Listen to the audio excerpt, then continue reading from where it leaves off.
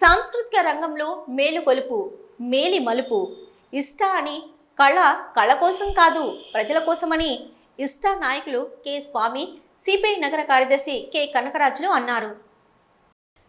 శనివారం గోదావరికని భాస్కర్రావు భవన్లో జరిగిన ఇండియన్ పీపుల్స్ థియేటర్ అసోసియేషన్ 81వ ఆవిర్భావ దినోత్సవం సందర్భంగా ప్రజా నాట్య మండలి జిల్లా ప్రధాన కార్యదర్శి ఇనుమల రాజమౌళి పతాక ఆవిష్కరణ చేసిన అనంతరం వారు మాట్లాడుతూ దేశానికి స్వాతంత్రం రాకముందు ముంబై నగరంలో 1943 మే 25న ఇఫ్టా ఆవిర్భవించిందని, అప్పటి నుంచి నేటి వరకు దేశంలో రాష్ట్రంలో పాలక ప్రభుత్వాల ప్రజా వ్యతిరేక విధానాలపై కళారూపాల ద్వారా ప్రజలను చైతన్యపరుస్తూ పోరాటాలకు సంసిద్ధం చేయడం జరిగిందని వారు తెలిపారు.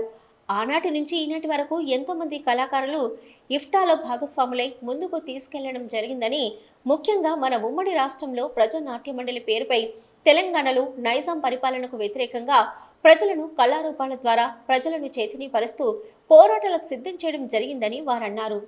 అదేవిధంగా ప్రజా సమస్యలపైన కళాకారులు అనేకమైన గీతాలను రచించి తమ గళాల ద్వారా ప్రజలను కార్మికులను చైతన్యం పరిచేందుకు మా భూమి వీధి భాగోతం లాంటి కళలను ప్రదర్శించడం జరిగిందని, ఈ ప్రజా నాట్య మండలిలో సభ్యులుగా ఉన్నటువంటి ఎంతో మంది కళాకారులు నాగభూషణం, మాధాల రంగారావు, అల్లు రామలింగయ్య, గుమ్మడి వెంకటేశ్వరరావు, టి కృష్ణలు ప్రజానాట్య మండలిలో పనిచేసిన వీరంతా ఇఫ్టా సభ్యులుగా సినీ కళాకారులుగా కొనసాగారని వారు తెలిపారు.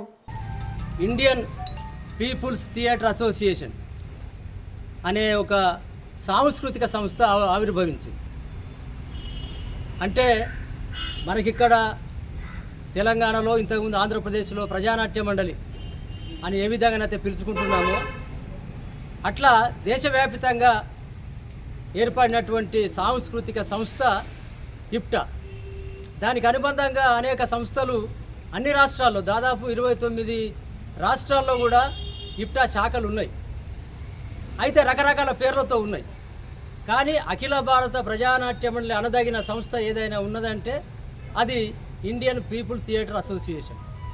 ఆనాడు మన దేశానికి స్వాతంత్రం రాలేదు కాబట్టి స్వాతంత్రం కావాలని, సాంస్కృతిక రంగంలో ఒక రకమైన చైతన్యం రావాలని, అట్లాగే అందరికీ సామాజిక సమానత్వం ఉండాలని కళాకారులందరినీ సమీకరించి ఆ రోజు హిందీ సినీ పరిశ్రమలో కావచ్చు, మన తెలుగు సినీ పరిశ్రమలో కావచ్చు, లేదా సాంస్కృతిక రంగంలో ఉన్నటువంటి పౌరాణిక, జానపద, సాంఘిక కళారంగానికి సంబంధించి ఒక గొప్ప దార్శనికతను, ఒక డైరెక్షన్ ఇచ్చినటువంటి సంస్థ ఇఫ్టా.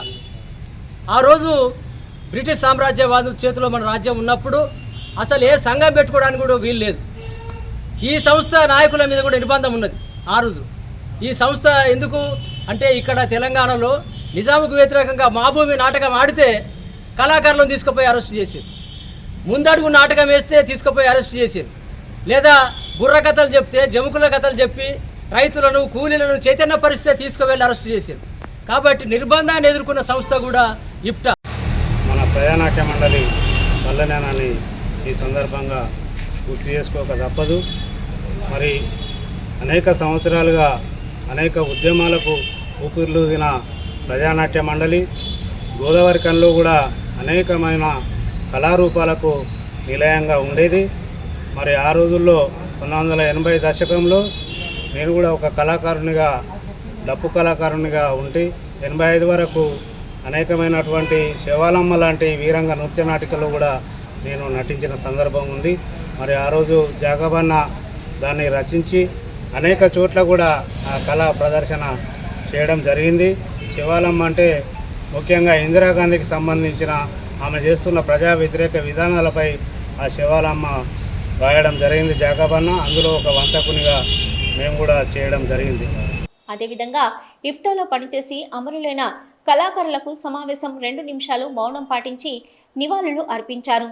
ప్రజా నాట్య మండలి కళాకారులు తమ పాటలతో ఉత్తేజపరిచారు.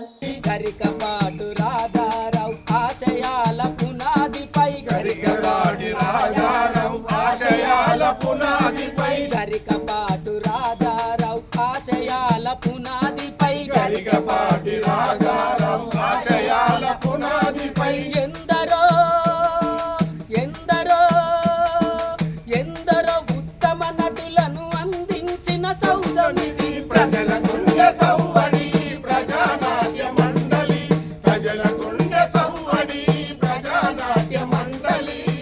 ప్రజల గుండె సవ్వడి ప్రజానాట్య మండలి, ప్రజల గుండె సవ్వడి ప్రజానాట్య మండలి. ప్రజానాట్య మండలి నగర కార్యదర్శి ఎజ్జా రాజయ్య అధ్యక్షత జరిగిన సమావేశంలో సిపిఐ జిల్లా మాజీ కార్యదర్శి గౌతమ్ గోవర్ధన్, నాయకులు తాళ్లపల్లి మల్లయ్య, తోడుపునూరి రమేష్ కుమార్, సూర్య, ఓదెమ్మ, పడాల కనకరాజు, కళారాజులు, సంబోధు కొమరయ్య, నూకల మొండయ్య, జూల మోహన్, ఆశాల రమ తదితరులు పాల్గొన్నారు.